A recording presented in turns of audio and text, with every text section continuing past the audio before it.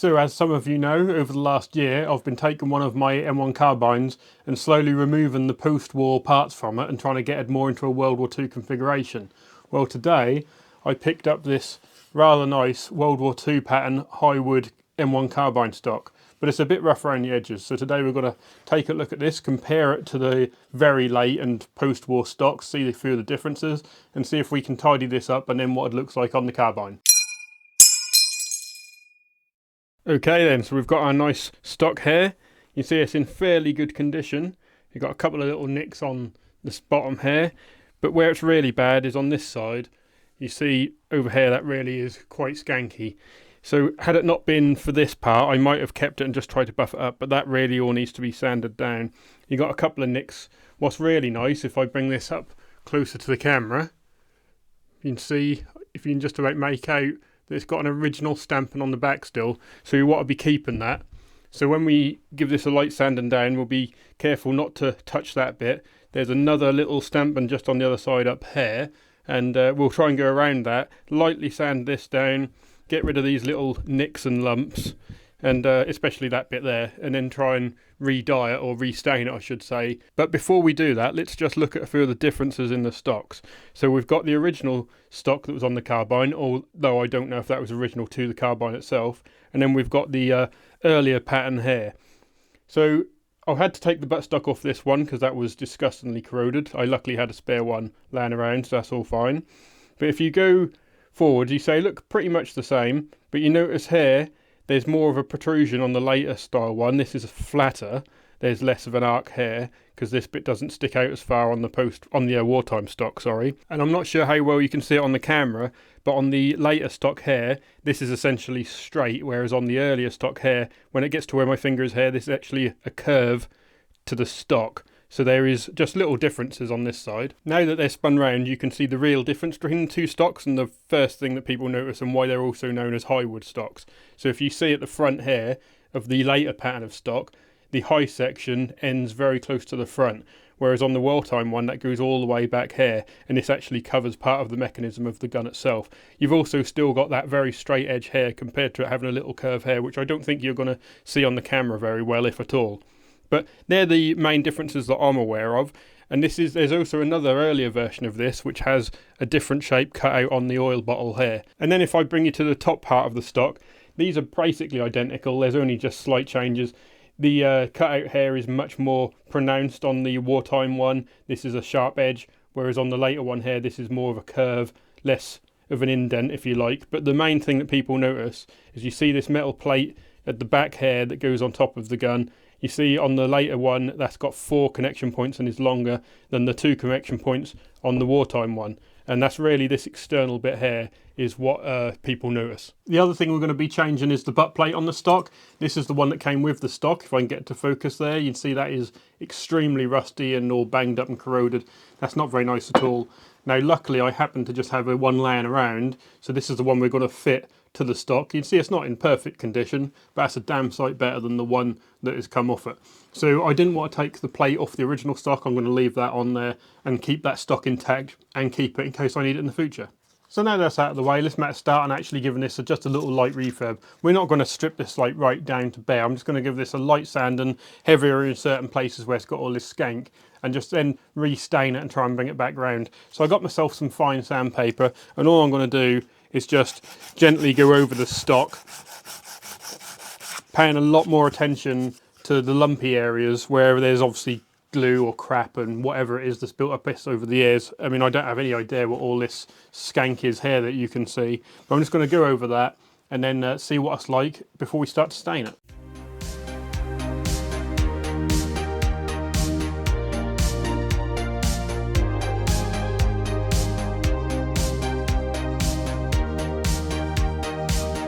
Right, I'm just going to stop there for a second. I just want to bring this up to the camera.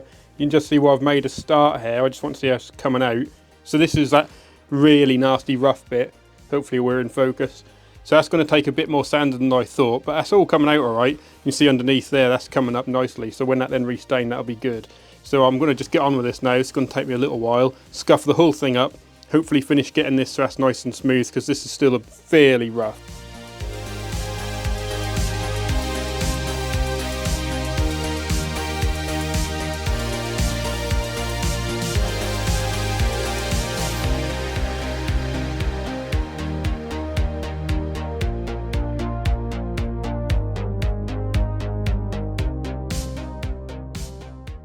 Okay, here we are. So, got the stock nice and close for you. You can see where that mark was. That's nice and smooth now, so that should all come out nice with a stain. Got some nice patterns come up on it. That's definitely darker on one side than the other. And on this side, you've got like almost these stripes on it. But I've just given it a light key. Right, so all we're going to do for staining, I've got some of this stuff here. That's just a normal wood dye. I'm going to pop a bit of it on a rag. I've got this dirty old rag that I've used here for doing all sorts of stuff.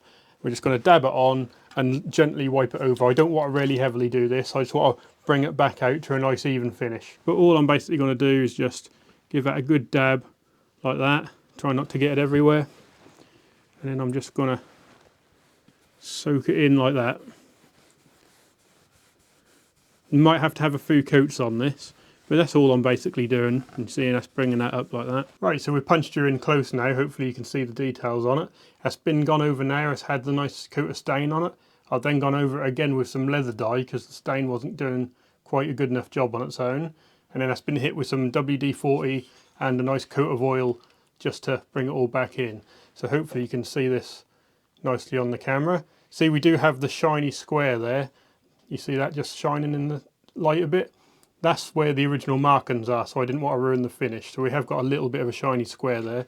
And on the other side, there's a tiny little bit just up here. If you see that glinting, that's where there's another marking. But this is how the stock has come out. I'm fairly happy with that. So hopefully you can get a good look at it. Now, the badly damaged bit here, so what this is glue. And it turns out this has been smashed in at some point. So this is glue on here, and you can't notice it too much. There's still a little bit of visible glue. But that's about as good as it's going to get, I think. But compared to what it was like a minute ago, I think we're looking pretty good. And we've got the new butt plate on there as well. So let's get this back on the gun. So this is normally a bit fiddly, and I'm good at cocking this up. So let's see how badly this goes. We're just going to try and drop the receiver in, and obviously the bit has fallen off already. Come on, drop you in there.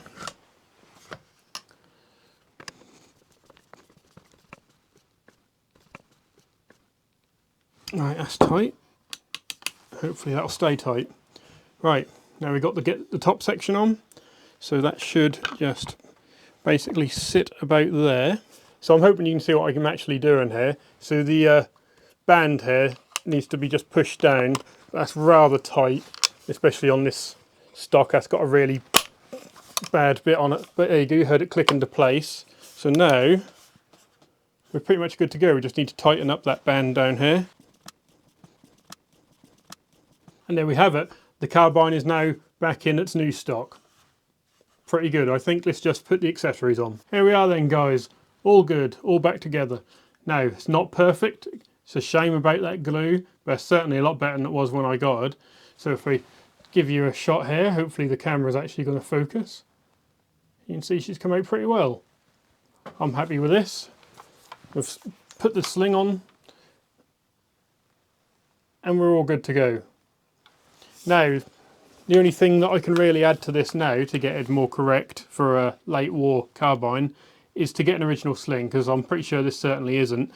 Nothing else other than the weird brasserie going around here and the fact that it's got solid plates at the end of it rather than the weird horseshoe looking ones.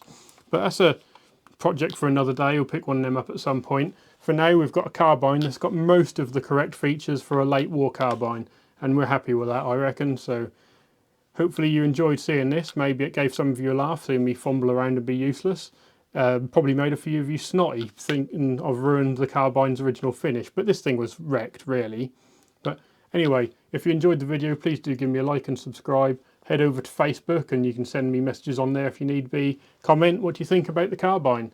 What have I missed? What else do I need to do? Now, don't bother mention the safety. I can't change that because that's just part of the way this was deactivated. There's no way I can change the safety out for the little push button one that they had earlier on. So yeah, so this is done as far as I'm concerned. So thanks for watching and I'll see you soon.